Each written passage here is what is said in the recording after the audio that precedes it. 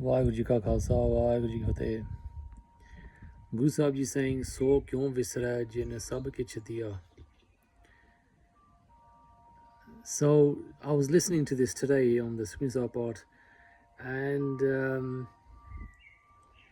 since Bani is Nirangar, is God in spirit form,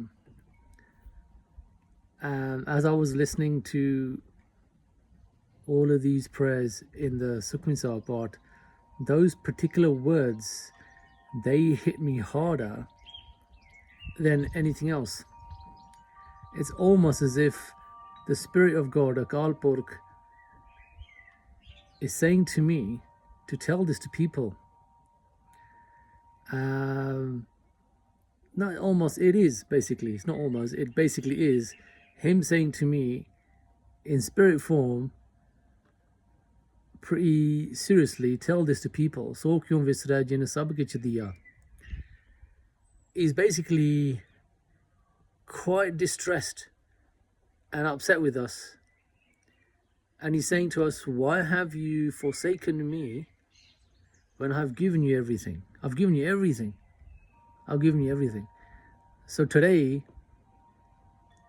Guru Arjan Dev Ji Di Bani, 5th Guru Arjan Dev Ji, is saying this through, Akal Purkh is saying this through this Bani to me, which I'm passing on to everybody else today.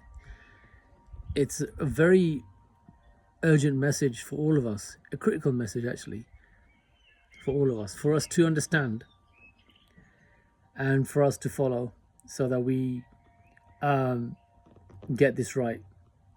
So he's saying, why have you forsaken me when I have given you everything? Okay, so now in this, what's he saying in all of this? What he's saying is, Guru Sahib Ji, why Guru Akal Purkh is saying, God is saying, that I've sent you into this world, I've given you life, I've given you family, I've given you friends, I've given you a job, given you a body, given you all these things. But yet you have forsaken me. You have forgotten me. You don't remember me. So it's a complaint from him to all of us, to every person, that you've been given these things for free, and how important is life, how priceless is life. If somebody comes and chops your leg off, how much pain are you going to be in? How much are you going to struggle to walk? If you have a brain injury and you can't think of things, how difficult will that make your life? He's giving you all this for free. He's just given it. If you don't have a job tomorrow, there's no money coming in, how are you going to pay your bills? Yeah, he's giving you this as well. Then you want to find a person to marry. You go and date hundreds of people and you find someone and that's your wife or that's your husband. What if they weren't ever there and you're just wandering around from person to person? You won't have any children, you have a child with this and child with that. What kind of life is that? He's given you everything. He's given you so much. And he's saying this. He said, I've given you all of this and more. I've even given you breath so you can breathe. Take your breath away, you won't live. You'll stop living. I take your eyes away tomorrow, you won't be able to see anything. Everything's gone. I take your ears away tomorrow, and you can't hear anything. And this has happened with people. These things happen.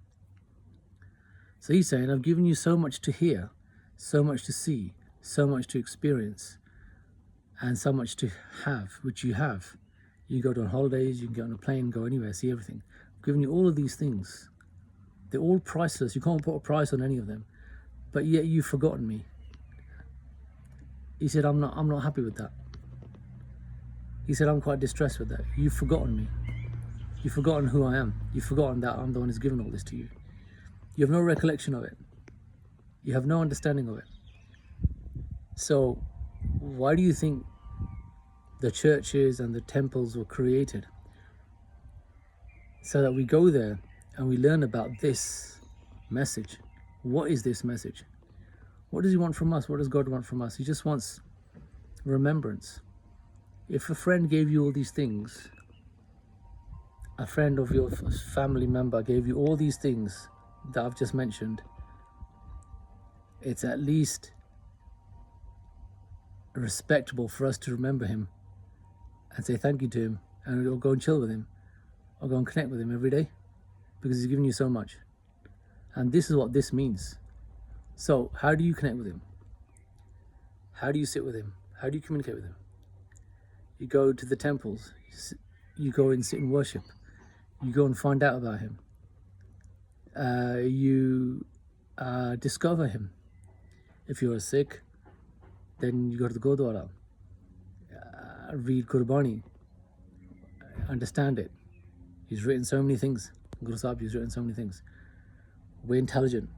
We can read books, we can read information, we can read translations, understand, take an interest in it.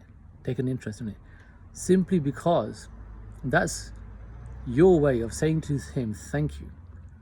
And do it every day. Do a bit every day. That's your way of saying to him thank you for giving me everything. Just by you researching into what Gurbani is saying, take an active interest in it, because he at least deserves that. That's his way.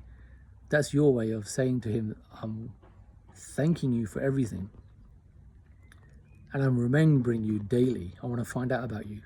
You're the one who sent me. I don't know anything about you. I can't see you. I can't speak to you. But I can read you through Gurbani. I can read your translations through Gurbani, and this is what this is about. So I'll leave it there, something for everybody to think about. Don't upset God. That's one person you don't want to upset. He's the one who's given us this life. He's the one who can take anything away. You got to be friends with anybody, be friends with him first before anybody else. Find out about him, find out about Gurbani, read the translations, what is being said, what's he saying, what's he talking about, what message is he giving us.